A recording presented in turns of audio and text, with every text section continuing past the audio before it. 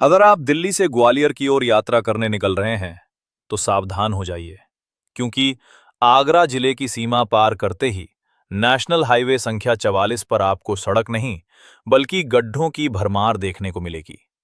Highway की हालत इतनी खराब है कि जगह-जगह बड़े-बड़े गड्ढे बन चुके हैं।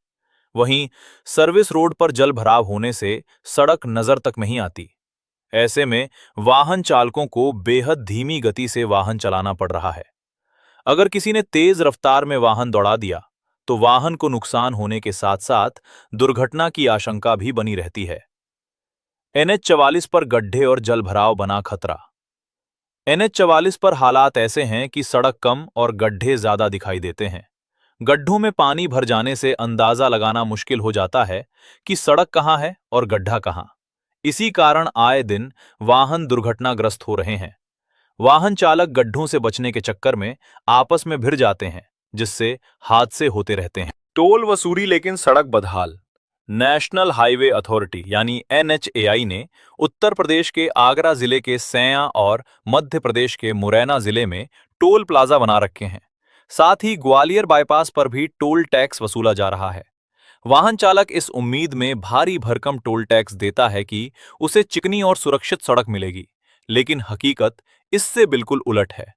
धौलपुर जिले में हालत सबसे खराब। जैसे ही वाहन चालक धौलपुर जिले में प्रवेश करता है, उसकी परेशानी और बढ़ जाती है।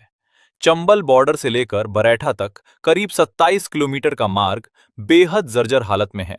सड़क पर गड्ढे और सर्विस रोड पर जलभराव ने यात्रियों की मुश्किलें बढ़ा दी हैं और दो पहिया वाहन चालक घायल हो जाते हैं।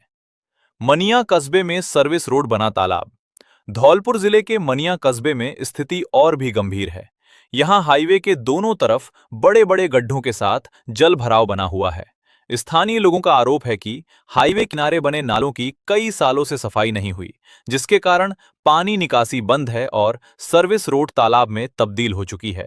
बच्चों और कामकाजी लोगों को सबसे ज्यादा दिक्कत। स्कूल जाने वाले बच्चों, कामकाजी लोगों और व्यापारियों को रोजाना जल भराव के बीच निकलना पड़ता है।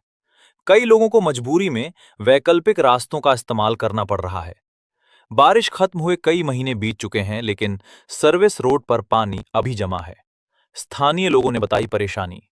स्थानीय निवासी राकेश अग्रवाल, नवेद दाऊदी, मुन्ना, नवनीत कौर और गुलशन ने बताया कि सर्विस रोड पर जलभराव के कारण वाहन फंस जाते हैं, आए दिन दुर्घटनाएं होती हैं और यातायात लगातार प्रभावित हो रहा है।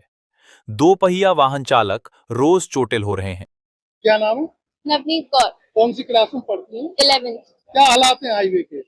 हाईवे के बहुत बुरे हालात हैं। यहाँ के हाईवे की रोड पे जल भराव रहता है, सालों तक पानी भरा रहता है, बहुत गड्ढे हैं सड़कों में। हम रोजाना स्कूल जाते हैं और हमें बहुत कठिनाइयों का सामना करना पड़ता है। यहाँ की रोड की हालत इतनी खराब है कि आए दिन यहाँ पे ट्रक पलटते रहते हैं। ट्रक नहीं तो कोई ना कोई वाहन पलटते रहते हैं। बहुत कठिनाइयों का सामना करना पड़ रहा है। क्या नाम है? मैं नवेद दाऊदी। क्या हालात है यहाँ के? रोड करीब 4-6 महीने से सड़क की बहुत दुर्दशा खराब है। आने जाने वाले आवागमन के लोगों को बहुत तकलीफ का सामना करना पड़ रहा है और आए दिन कोई ना कोई गाड़ी पलट जाती है, लोगों को हादसे का शिकार होना पड़ रहा है।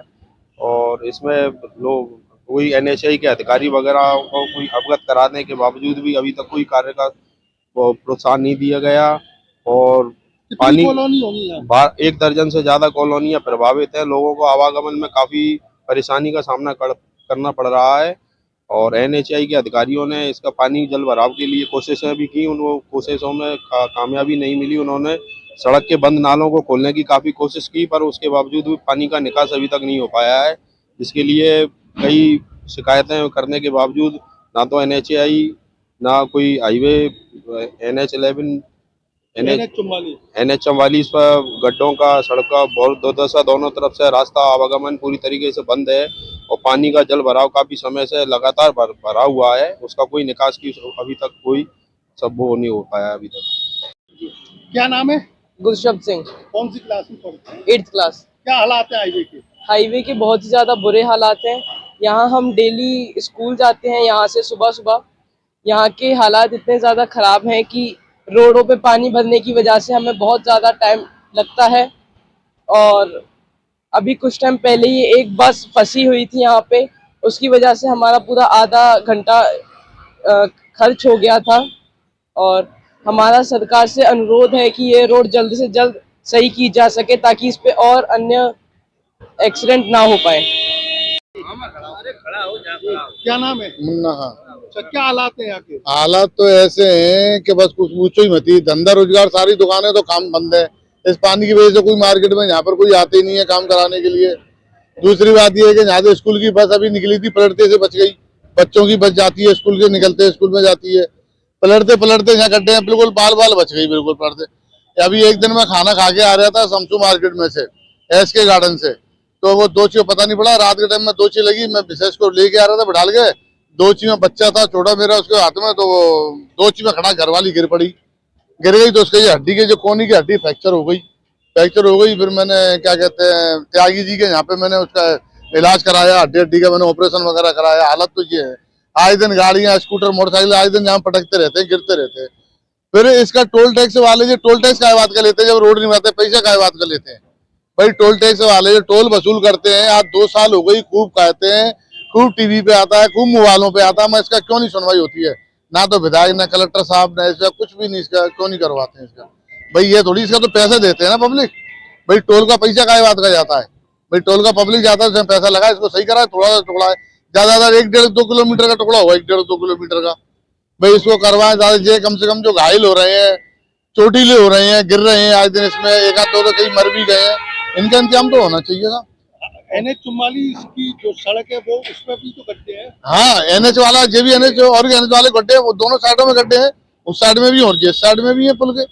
वजह नहीं थी, धौलपुर इतनी हालत खराब है कि इसको तो खूब टीवी पे आ रही है, सब कुछ संवाद आ रही है, मैं कुछ हो ही नहीं रहा इसका।